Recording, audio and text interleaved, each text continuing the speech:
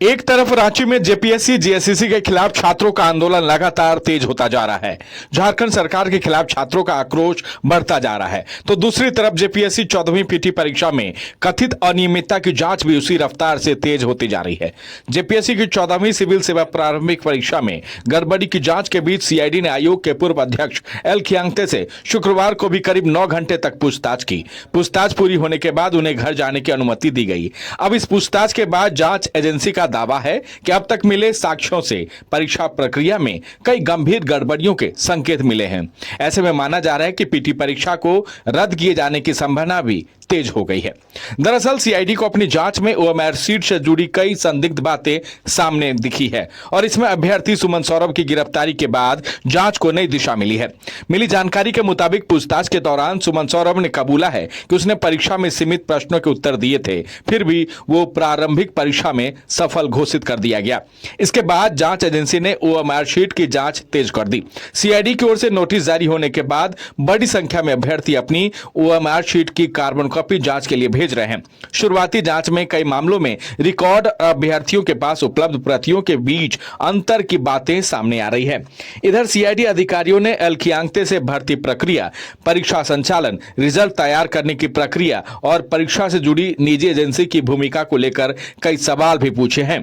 CID ने यह भी जानने की कोशिश की कि ओएमआर सीट निजी एजेंसी टीडीपीएल के कार्यालय तक कैसे पहुंची और उसने कथित छेड़छाड़ किन परिस्थितियों में हुई। हालांकि सूत्रों के मुताबिक इन सवालों पर पूर्व जेपीएससी अध्यक्ष कोई स्पष्ट जवाब नहीं दे सके। जांच एजेंसी अब उनके जवाबों की अन्य आरोपियों और उपलब्ध दस्तावेजों से तुलना कर रही है। सीआईडी को अब तक की पूछताछ में ऐसे कई इनपुट मिले हैं जिसके आधार पर आयोग के कुछ अन्य सदस्यों और परीक्षा प्रक्रिया से जुड़े लोगों की भूमिका भी जांच के दायरे में आ सकती है। पूर्व उप परीक्षा नियंत्रक श्वेता कुमारी गुप्ता, टीडीपीएल के अधिकारियों और कर्मचारियों से मिली जानकारी के आधार पर जांच आगे बढ़ाई जा रही है। इससे पहले जेपीएससी कार्यालय और परीक्षा संचालन करने वाली निजी एजेंसी टीडीपीएल के दफ्तर में तलाशी अभियान चलाया गया था। जांच के दौरान एजेंसी के कार्यालय से कई ओएमआर शीट बरामद हुई थी, जिन्हें अब इस पूरे मामले का अहम सबूत माना जा रहा है। सीआईडी ने रिमांड पर लिए गए तत्कालीन उप परीक्षा नियंत्रक श्वेता गुप्ता, टीडीपीएल के निदेशक रामबीर सिंह, मार्केटिंग मैनेजर मनोज तिवारी, तकनीकी प्रोफेसर मोहम्मद इस्लाम से और एजेंसियों के कर्मचारियों से बातचीत की।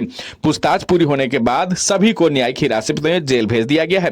बाद में जांच एजेंसी ने कुछ आरोपियों की रिमांड अवधि बढ़ाकर उनसे दोबारा पूछताछ भी की। इस दौरान पूर्व अध्यक्ष एल खियांग्ते को भी आमने सामने बिठाकर कई बिंदुओं पर सवाल किए गए हैं। ऐसे में उनसे हुई पूछताछ के बाद अब आयोग को ये इनपुट मिल रहे हैं कि हाँ, कहीं ना कहीं ये गड़बड़ी मानी जा रही है और अगर ऐसा होता है तो आने वाले दिनों में जेपीएससी 14वीं पीटी परीक्षा को रद्द किया जा सकता है। ऐसे इनपुट फिलहाल मिल रहे हैं।